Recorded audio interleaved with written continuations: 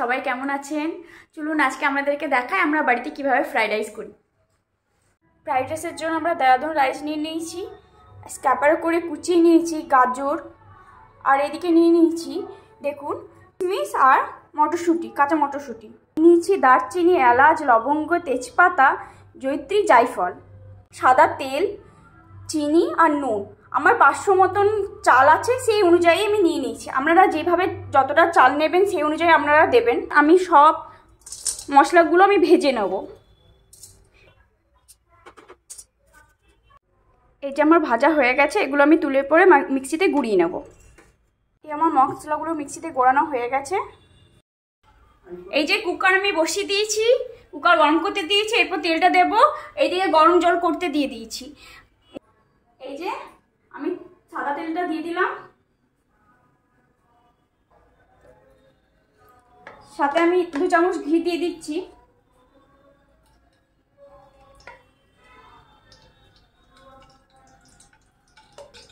এখানে আমি গোটা যে মশলাগুলো আছে সেগুলো দিয়ে দিলাম। দারচিনি বলুন, লং বলুন, এগুলো গোটা ফেলে দিলাম। তেজপাতা, এলাচ সব গোটা গোটা কিছু ফেলে দিলাম। এরপর আমি দিয়ে দিচ্ছি সবুজ মটরশুঁটি,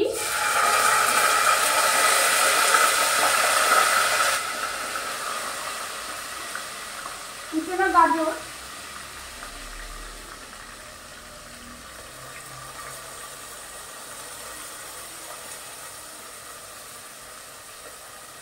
কিশমিশ।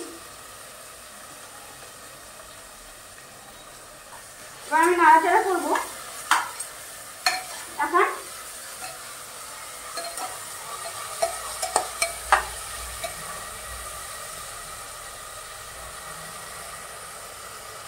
এরপর আমি এই গরম জলটা, যে জলটা আমি গরম আগে থেকে করতে দিয়ে দিয়েছি, সেই জলটা আমি ঢেলে দেব।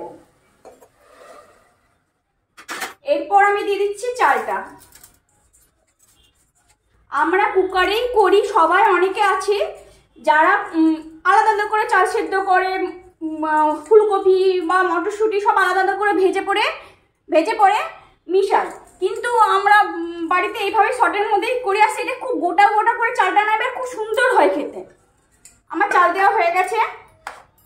এরপর একটু গরম হলে, জলটা হালকা গরম হলে, ফুটো ফুটো হলেই বন্ধ করে দেবো, এই ঢাকা দিয়ে দেবো। আমি চাল তো ঢেলে দিয়েছি, এরপর আমি চিনিটা দিয়ে দেবো। এই দেখুন চিনিটা দিয়ে দিচ্ছি। এই নুন দিয়ে দিলাম। আমাদের চিনিটা একটু বেশি দিই, কারণ আমরা একটা মিষ্টি মিষ্টি খেতে ভালোবাসি। এবার মিশিয়ে নিলাম।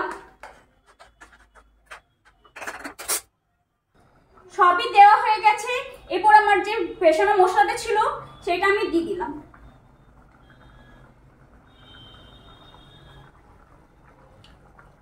জলও ফুটছে।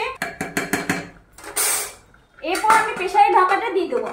আমার এইটা সিটি মারবে না, তার আগেই আমি বন্ধ করে দেবো।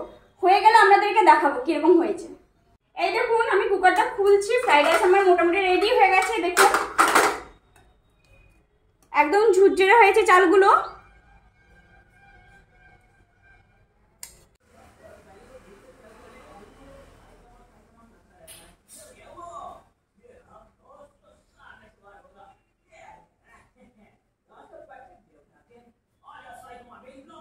টাটা, এবার নেক্সট ভিডিওতে দেখা হচ্ছে।